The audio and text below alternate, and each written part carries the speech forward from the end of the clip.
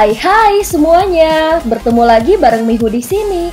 Oh iya, kali ini Mihu akan membawakan alur cerita Donghua yang berjudul Wudong Qiankun. Mihu mengingatkan sekali lagi ya bahwa konten ini full spoiler. Tanpa lama-lama lagi, yuk langsung aja kita masuk ke isi ceritanya. Melanjutkan dari kisah sebelumnya. Sebelumnya setelah Ling Qingzu menjelaskan pada Yan dan Lindong, dia berbalik dan bersiap untuk pergi. Kau benar-benar terlalu mengecewakan. Yan tanpa sadar memarahi ketika dia melihat Ling Qingzu akan pergi. Lindong merasa jauh lebih santai di hatinya saat dia melihat sosok Ling Qingzu. Dia melambaikan tangannya ke arah Yan dan tertawa. Mengapa kau harus begitu gigih? Ada banyak jalan di dunia ini. Aku tidak percaya tidak ada metode lain untuk mengejar Master S. Ayo pergi, kita juga harus kembali. Lindong baru saja akan berbalik saat dia berbicara. Namun dia tiba-tiba dihentikan oleh Yan. Setelah itu yang terakhir menunjuk ke depan mereka. Lindong mengangkat kepalanya dan melihat bahwa Ling Qingzu telah berhenti. Segera setelah itu dia perlahan berbalik. Apakah kau ingin mempelajari seni penginderaan zenit ini? Lindong dengan kosong menatap Ling Qingzu. Pada akhirnya dia menghela nafas panjang. Jika dia terus bersikap tidak masuk akal, itu sama sekali tidak cocok dengan karakternya. Dia segera mengangguk dan dengan patuh menjawab, "Ya." Ling Qingzu tetap di tempatnya berdiri. Dia dengan lembut menggigit bibir merahnya saat dia melihat Lindong. Sementara tangannya mencengkram sarung pedangnya sedikit lebih keras. Ada perjuangan di matanya.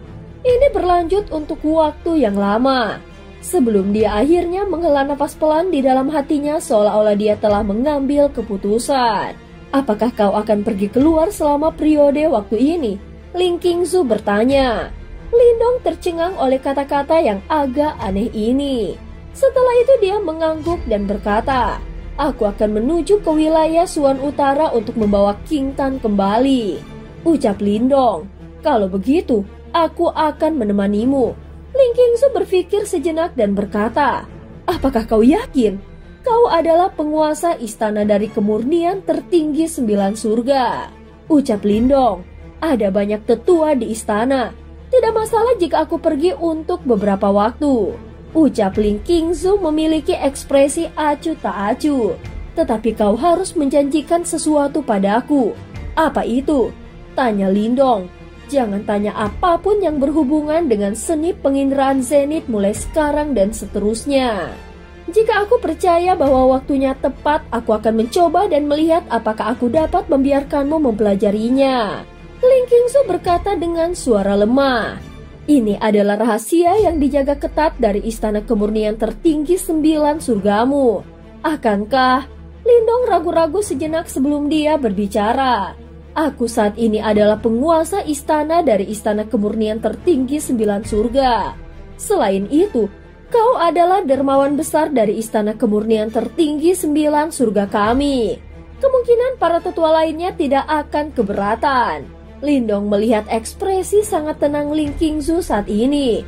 Akhirnya dia dengan ringan mengangguk dan berkata, "Baiklah, aku berjanji."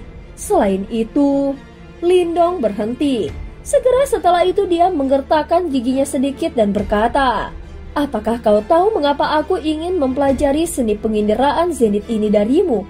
Mata jernih Ling Qingzu menatap Lindong. Dia dengan lembut berkata, "Setiap orang harus membuat pilihan mereka sendiri. Kau telah memilih untuk mencariku, dan aku telah memilih untuk mengajarimu seni penginderaan zenit ini. Aku tidak butuh alasan. Aku akan meminta Surowu dan yang lainnya untuk maju dan kembali." Ling Qingzu tidak menunggu jawaban Lindong setelah dia selesai berbicara. Dia berbalik dan meninggalkan hutan. Lindong merasa sedikit tercengang saat melihat sosoknya. Pada akhirnya, dia menghela nafas panjang. Apakah dia berniat membuatnya merasa sangat bersalah? Kau benar-benar sangat beruntung. Sangat beruntung bahwa itu adalah kau. Kalau tidak, kita bisa melupakan tentang mendapatkan seni penginderaan zenit ini. Yan memperhatikan dari samping sambil menghela nafas. Seni penginderaan zenit jelas merupakan rahasia yang dijaga ketat dari istana kemurnian tertinggi 9 surga. Bahkan jika orang lain telah melakukan bantuan besar untuk istana kemurnian tertinggi 9 surga, mereka pasti tidak akan mengambil sesuatu yang begitu berharga. Hal yang paling sulit untuk dilunasi di dunia ini adalah hutang perasaan. Yan menepuk bahu Lindong dan berkata. Lindong terdiam. Hatinya diganggu oleh emosi yang rumit. Setelah itu, dia berjalan ke depan dan secara kebetulan melihat Ling Qingsu mengatakan sesuatu kepada Surou. Yang terakhir memegang tangan yang pertama dengan senyum cerah. Dari sudut Lindong, dia bisa melihat ujung telinga lembut Ling Qingsu memerah. Kakak Lindong, kami akan meninggalkan kakak perempuan dalam perawatanmu. Tolong bantu kami merawatnya dengan baik. Surou melambaikan tangan kecilnya ke arah Lindong dan berkata dengan suara yang indah. Namun sarung pedang Ling Qingsu mengetuk dahinya dengan amarah yang malu. Hal ini menyebabkan beberapa rasa sakit muncul di wajah kecil Surou. Sekelompok wanita muda dari istana kemurnian tertinggi 9 surga bercanda dan menggoda Ling Qingsu untuk sementara waktu. Akhirnya tawa indah mereka berangsur-angsur menjadi jauh. Tawa yang jelas terus bergema di hutan pegunungan. Ling Qingsu memperhatikan mereka pergi. Baru kemudian, dia berbalik dan tiba di depan Lindong. Dia bertanya, "Kapan kau berencana untuk pergi?" "Besok, aku akan kembali dulu untuk memberitahu mereka."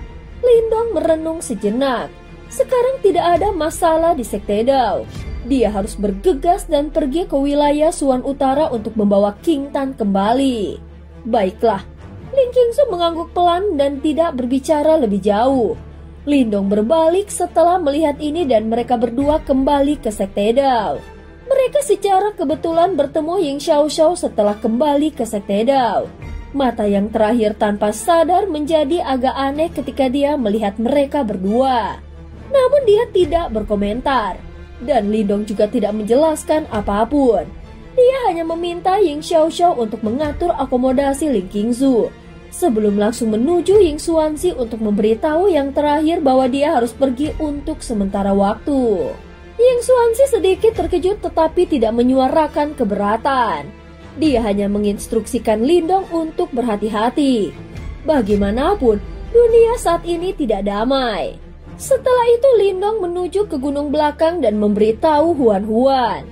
Yang terakhir setuju ketika dia mendengar bahwa Lindong berencana untuk membawa King Tan kembali. Dia berkenalan dengan King Tan dan mereka berdua memiliki hubungan yang relatif baik. Dia ingin mengikuti Lindong tetapi kondisinya saat ini tidak cocok. Oleh karena itu, dia hanya bisa menyesal dan tetap berada di Sekte Dao. Lindong melihat gunung yang jauh setelah keluar dari gunung belakang. Dia merenung sebentar sebelum memerintahkan seorang murid untuk membawa 2 toples anggur yang baik. Setelah itu, dia membawanya ke gunung itu. Di puncak gunung dia melihat sosok Master Api yang duduk di atas batu. Pada saat ini Master Api juga telah mendeteksi kehadirannya saat dia segera berbalik dan melirik Lindong dengan ekspresi yang tenang. Lindong duduk di samping Master Api, melemparkan toples anggur yang ditangkap dan dimainkan oleh Master Api. Master Api juga bertanya apakah Lindong masih marah. Namun Lindong hanya menghela nafas, menatap gunung yang kini tertutup es akibat aura dingin dari sana. Master Api mengakui bahwa tindakannya sebelumnya termasuk terhadap Huan-Huan mungkin tidak adil dan bisa membuat Lindong marah. Namun dia tetap akan melakukannya jika bisa mengulang waktu itu. Dia menjelaskan bahwa dalam perang besar kuno, gurunya mengaktifkan reinkarnasi untuk menutup celah antara dunia demi mengakhiri malapetaka. Meski banyak Yimo berhasil dikalahkan, beberapa tetap lolos dan memaksa mereka memasuki tidur panjang atau bereinkarnasi karena luka berat. Saat ini guru sudah tidak ada. Jika dunia turun ke dalam kekacauan sekali lagi, adik perempuan junior adalah satu-satunya harapan kita. Lagi pula, guru pernah berkata bahwa adik perempuan junior memiliki peluang tertinggi untuk mencapai levelnya. Oleh karena itu kita semua rela mengorbankan hidup kita untuk melindunginya. Meskipun kami semua terluka parah, Kami tidak keberatan sama sekali ketika guru memilih untuk menggunakan kekuatan terakhirnya untuk melindunginya melalui reinkarnasi, ucap Master Api. Lindong tetap diam. Lagi pula, dia tahu tentang hal ini. Ini juga alasan mengapa Master Melahap akhirnya memicu reinkarnasinya sendiri. Kalau tidak, jenius yang sangat berbakat dan diberkati itu tidak akan mati. Hidup yang tak terhitung jumlahnya di dunia ini hanya akan diselamatkan jika adik perempuan junior mampu mencapai tingkat kultivasi guru. Ini satu-satunya cara kita bisa menghentikan invasi Yimo, ucap Master Api membuka toples anggurnya sebelum dia mengambil seteguk besar dan berkata dengan lemah. Agar hal ini terjadi, kita akan menggunakan semua kekuatan kita dan bahkan segala cara yang curang, ucap Master Api. Kalian memiliki niat yang mulia. Dalam hal ini, aku memang kurang dibandingkan dengan kalian. Namun ini bukan kompetisi yang ingin aku ikuti. Aku telah berjuang dengan caraku. Alasan mengapa aku berlatih dan bekerja keras adalah sederhana. Aku hanya ingin melindungi mereka yang ingin aku lindungi. Selama aku bisa mencegah mereka terluka, aku tidak peduli bahkan jika aku harus berakhir dengan cedera. Mungkin kau akan mengatakan bahwa invasi Yimo adalah masalah yang sangat parah yang mempengaruhi seluruh dunia. Karena itu, jika kita kalah perang, tidak mungkin aku bisa melindungi mereka yang aku sayangi. Itu memang benar. Oleh karena itu, untuk melindungi mereka aku tidak akan ragu bahkan jika aku harus bertarung sampai mati dengan Yimo. Sejujurnya aku telah bertarung dengan Yimo melalui berbagai cara selama bertahun-tahun. Namun pada akhirnya ada perbedaan. Aku tidak memintanya untuk menyerah pada tugas itu. Hanya saja aku berpikir bahwa mungkin aku akan mampu memikul beban itu. Dengan begitu dia tidak perlu lagi memikul beban berat itu. Dengan tawa mengejek diri sendiri, Lindong melanjutkan. Aku tidak pernah berpikir bahwa aku memenuhi syarat untuk menjadi penyelamat dunia. Aku hanya orang biasa. Seseorang yang akan bertindak egois dan impulsif. Namun aku bersedia membayar harga berapapun untuk melindungi orang-orang yang aku sayangi. Master Api memandang Lindong yang mengejek dirinya sendiri. Itu lama kemudian sebelum dia menggelengkan kepalanya dengan lembut dan berkata, hanya dia yang bisa memikul beban itu. Tidak ada orang lain yang bisa melakukannya. Mengapa? Apakah karena apa yang pernah dikatakan oleh leluhur simbol? Lindong tersenyum. Di bawah sinar matahari, dia tampak sangat bertekad dan berkata, tidak ada yang absolut di dunia ini. Meski peluang melawanku, aku tidak akan menyerah, ucap Lindong. Master Api mengayunkan toples anggurnya dan menatap Lindong dengan ekspresi rumit. Pola pikirmu memang naif, tetapi keberanianmu patut kukagumi. Dulu aku juga seperti itu. Ingin memikul tanggung jawab karena cinta. Tapi akhirnya aku menyerah karena sadar aku tak cukup berani. Semua alasan lainnya hanyalah pembenaran. Dengan nada lembut, dia menambahkan, terkadang aku kagum pada ketekunanmu. Meski tampak sembrono, setidaknya kau tidak hidup dalam penyesalan. Lindong melihat ekspresi pahit Master Api sebelum dia perlahan-lahan terdiam. Kemudian dia diam-diam meneguk 2 suap anggur dari toples anggur di tangannya. Ekspresi pahit di wajah Master Api dengan cepat menghilang. Kemudian dia melirik ke Lindong dan berkata, pada akhirnya keinginan kita tidak akan mengubah situasi. Namun karena kau sangat percaya diri, kau harus menggunakan kemampuanmu sendiri untuk membuktikannya. Kami hanya memiliki satu kesempatan. Dan itu akan disediakan oleh adik perempuan junior. Sampai sekarang, kau tidak memenuhi syarat untuk bersaing dengannya. Lindong memegang toples anggurnya. Dia tahu bahwa saat ini tidak mungkin baginya untuk meyakinkan Master Api. Bagaimanapun, mereka berdua memiliki sudut pandang yang sangat berlawanan. Dia ingin melindungi Huan-Huan, sementara Master Api ingin membangunkan Master S. Namun keduanya tidak bisa hidup berdampingan. Pada akhirnya, keputusan harus dibuat. Untuk mengubah pendapat mereka, Lindong harus membuktikan kepada Master Api dan yang lainnya bahwa dia bisa melampaui Master S. Namun jalan ini ditakdirkan untuk menjadi jalan yang berbahaya. Apakah kau akan pergi? Master Api tiba-tiba bertanya.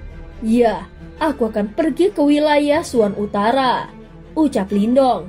Pergilah, aku akan berjaga-jaga. Terlebih lagi, selama dia ada di sini aku tidak akan tinggal diam jika terjadi sesuatu, ucap Master Api. Terima kasih banyak. Lindong mengangguk dan berkata, ini adalah tugasku. Aku akan melakukan bahkan jika kau tidak memintanya. Master Api menggelengkan kepalanya. Kemudian, dia berdiri dan melihat ke belakang gunung yang sekarang diselimuti oleh aura yang dingin. Setelah itu ekspresi lembut muncul di matanya saat dia berkata, sebenarnya aku sangat ingin berterima kasih. Hahaha, sudah bertahun-tahun sejak aku melihat adik perempuan junior tersenyum seperti itu. Dia sangat tenang sejak muda dan seolah-olah dia tidak pernah memiliki emosi. Setelah melihat senyumannya, aku bisa mengerti mengapa kau ingin melakukan segalanya dengan kekuatanmu untuk melindunginya. Meskipun aku bisa berempati denganmu, kenyataan itu kejam. Master Api melambaikan tangannya dan menghela nafas pergi. Meskipun kami mengobrol panjang setelah tubuhku yang sebenarnya tiba, aku masih akan melakukan apa yang perlu dilakukan. Pada saat itu mungkin pertempuran akan menjadi cara yang paling langsung. Lindong tersenyum. Dia mengangguk berat dan berkata, mampu bertarung denganmu Tuan Kuno adalah kehormatanku. Namun bahkan jika aku harus mempertaruhkan hidupku, aku tidak akan membiarkan salah satu dari kalian untuk merebutnya pergi. Hahaha, kau punya nyali. Aku menantikan hari itu. Master Api berbalik. Kemudian dia mengguncang toples anggurnya. Ketika Lindong melihat aksinya, dia langsung tertawa terbahak-bahak. Setelah itu dia menghabiskan toples anggurnya sebelum dia membuangnya dan pergi dengan tawa keras. Master Api melihat ke belakang Lindong yang menghilang ke kejauhan. Kemudian dia menghela nafas pelan dan bergumam. Semoga kau akan terus seperti ini. Kalau begitu, kau tidak akan menyesal bahkan jika kau gagal. Tiba-tiba aliran aura dingin melonjak ke tebing. Master Api dengan lembut memiringkan kepalanya. Sebelum dia melihat sosok memikat itu yang tiba-tiba muncul di batu tempat Lindong duduk sebelumnya. Namun dia tidak berbicara. Yang dia lakukan hanyalah minum dari toples anggur di tangannya.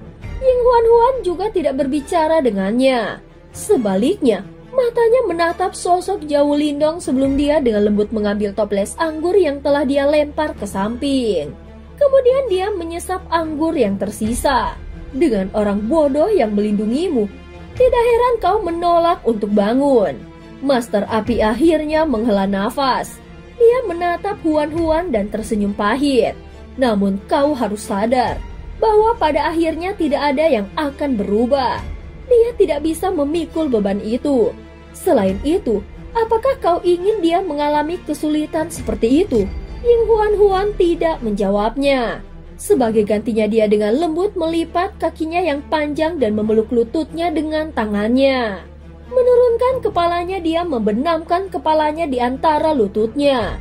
Sementara itu, rambut biru esnya tersebar seperti teratai es yang mekar. Saat ini sepertinya sosoknya yang halus bergetar dengan lembut.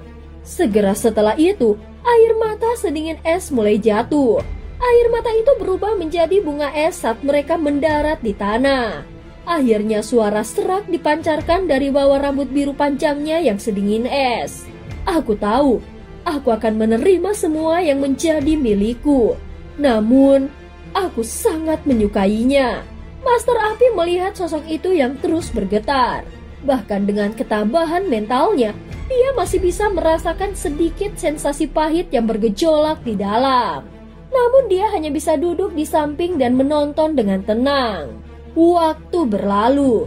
Keesokan harinya, bahkan sebelum sinar matahari pertama menyentuh tanah, Lindong sudah pergi. Dia tidak memperingatkan siapapun. Namun pada saat dia tiba di pintu masuk Sekte Dao, sudah ada sosok cantik yang mengenakan gaun putih dengan tenang berdiri di sana. Kau siap lebih awal. Lindong tersenyum ke arah Ling Qingzu dan berkata, ini akan menjadi perjalanan panjang ke wilayah Suan Utara. Semakin cepat kita pergi, semakin cepat kita bisa kembali. Ling Qingsu masih memegang pedang panjang di tangannya. Sementara itu matanya yang jernih dan cerah menatap Lindong saat dia berkata, "Ayo pergi." Lindong mengangguk. Setelah itu dia berbalik dan melirik Sekte Dao sebelum dia menghela nafas. Setelah itu tanpa ragu-ragu dia melambaikan tangannya dan berbalik dengan bebas dan mudah. Akhirnya tubuhnya bergerak sebelum dia berubah menjadi sinar cahaya dan melesat melintasi langit. Ketika dia melihat ini, Ling Qingsu juga berubah menjadi sinar cahaya dan dengan cepat mengikuti di belakang. Saat mereka berdua pergi, Huan ternyata menyaksikan mereka berdua dari jauh. Dan cerita pun berakhir. Terima kasih udah dengerin Mihu dari awal sampai akhir ya. Sampai jumpa.